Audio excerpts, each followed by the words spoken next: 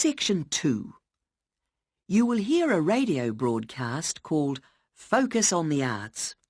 First, you have some time to look at questions 11 to 16 on page 4.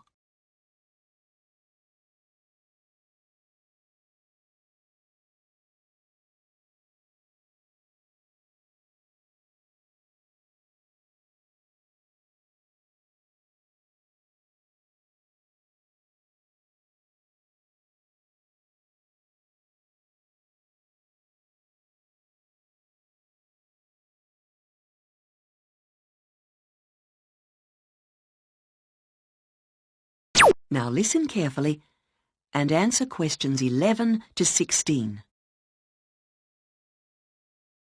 Hello, and welcome to Focus on the Arts. I'm your host, Dave Green, and this is your very own local radio programme. Every Friday evening, we put the spotlight on different arts and culture facilities and look at the shows and events that are on offer in the coming week. And today, the focus is on the National Arts Centre. Now, if you don't already know it yourself, I'm sure you've all heard of it.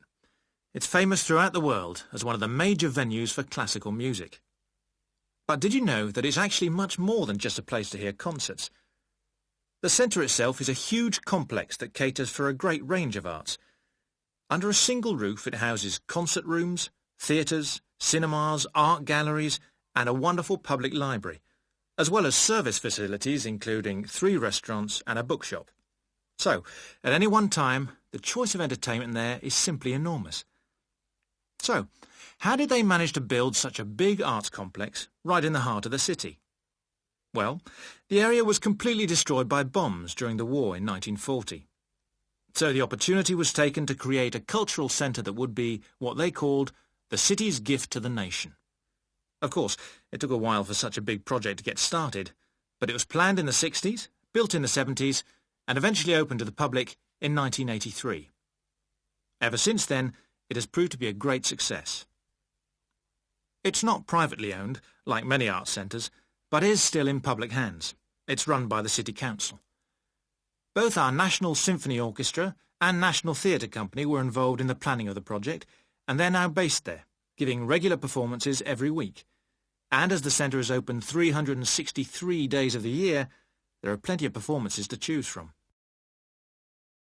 Before you hear the rest of the broadcast, you have some time to look at questions 17 to 20.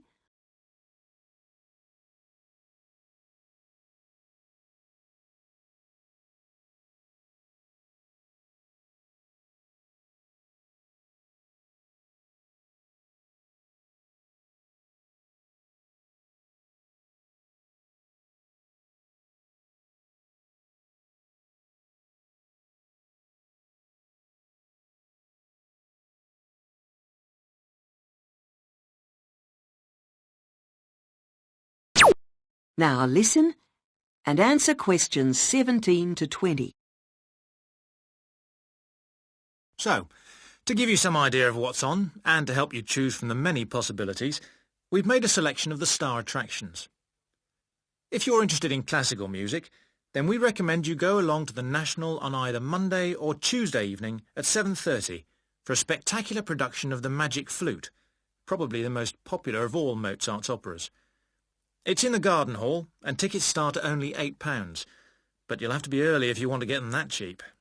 And remember, it's only on for those 2 evenings.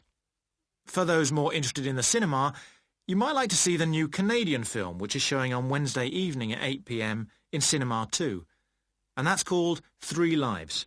It's had fantastic reviews, and tickets cost just £4.50, which is a reduction on the usual price of £5.50. So, it's really good value, especially for such a great movie. But you can see the centre's main attraction at the weekend, because on Saturday and Sunday, 11 a.m. to 10 p.m, they're showing a wonderful new exhibition that hasn't been seen anywhere else in Europe yet. It's a collection of Chinese art called Faces of China. That's in Gallery 1, and it has some really fascinating paintings and sculptures by leading artists from all over China. And the good news is that it's completely free, so don't miss it. So why not go along to the National Arts Centre next week for one or all of these great events?